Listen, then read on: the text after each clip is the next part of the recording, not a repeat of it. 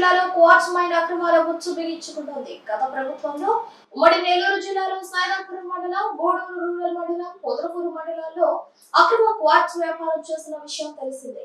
పోలీసులు, మైనింగ్ అధికారులు, రెవెన్యూ అధికారులు, ఫారెస్ట్ అధికారులకు ఈ అక్రమాలు తెలిసిన గుడ్లు అప్పగించుకుని చూశారే తప్ప ఇలాంటి చర్యలకు పాల్పడలేదు. ఈ అక్రమ క్వార్ట్జ్ వ్యవహారంలో అన్ని తానే వ్యవహరించిన మాగుంట లేఅవుట్లోని నివాసం ఉండే ఓ వైసీపీ చోటా నేత చక్రం తిప్పినట్టు తెలుస్తోంది. ప్రస్తుతం అధికారంలోకి వచ్చిన తెలుగుదేశం పార్టీ ఈ చోటా నేత వ్యవహారం సిఐడికి అప్పగించినట్టు సమాచారం అందుతోంది. ఈ నేపథ్యంలో చోటా నేత బిక్కుబిక్కుమంటున్నట్లు తెలుస్తోంది. ఏమిటా క్వార్ట్జ్, ఎలా అక్రమాలు జరిగాయి, ఎవరా చోటా నేత తెలుసుకోవాలంటే ఈ కథనాన్ని పరిశీలించాల్సిందే. వైసీపీ ప్రభుత్వంలో కొందరు నేతలు అక్రమ క్వార్ట్జ్ వ్యాపారంలో తలమూనకలయ్యారు. ప్రభుత్వ భూములు, అనాధీనం, అసైన్డ్ భూములు, ఫారెస్ట్ రిజర్వ్డ్ ఫారెస్ట్ భూములలో ఇష్టానుసారంగా క్వార్ట్జ్ ను కొల్లగొట్టి మైనింగ్ వ్యాపారం చేసిన విషయం తెలిసిందే.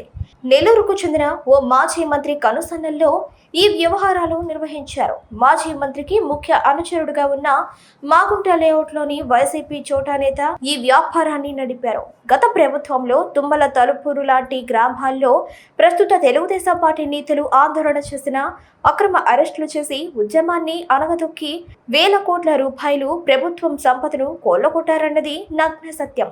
ఈ వ్యవహారంలో మాగుంట లేఅవుట్లోని వైసీపీకి చెందిన ఓ చోటా నేత చేతివాటాన్ని ప్రదర్శించారని తెలుస్తోంది. ఉమ్మడి నెల్లూరు జిల్లాలో జరిగిన అక్రమ క్వార్ట్జ్ అవినీతి అక్రమాల్లో ఆయన ద్వారానే లావాదేవీలు జరిగినట్టు సమాచారం.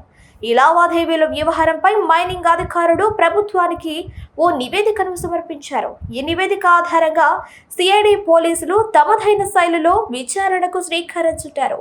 ఈ సిఐడి విచారణలో అన్ని వేళ్లు మాగుంట లేఅవుట్లోని చోటా నేత వైపే చెబుతున్నాయి. దీంతో చోటా నేత వ్యవహారంపై ఉచ్చు బిగించుకున్నారు. ఈ వ్యవహారం తెలుసుకున్న మాగుంట లేఅవుట్ చోటా నేత బిక్కుబిక్కుమంటున్నారు. ప్రత్యామ్నాయం కోసం అన్వేషిస్తున్నారు. ఎప్పుడైనా చోటా నేతను అరెస్ట్ చేసే అవకాశాలు ఉన్నాయని అధికార వర్గాల బోగట్ట.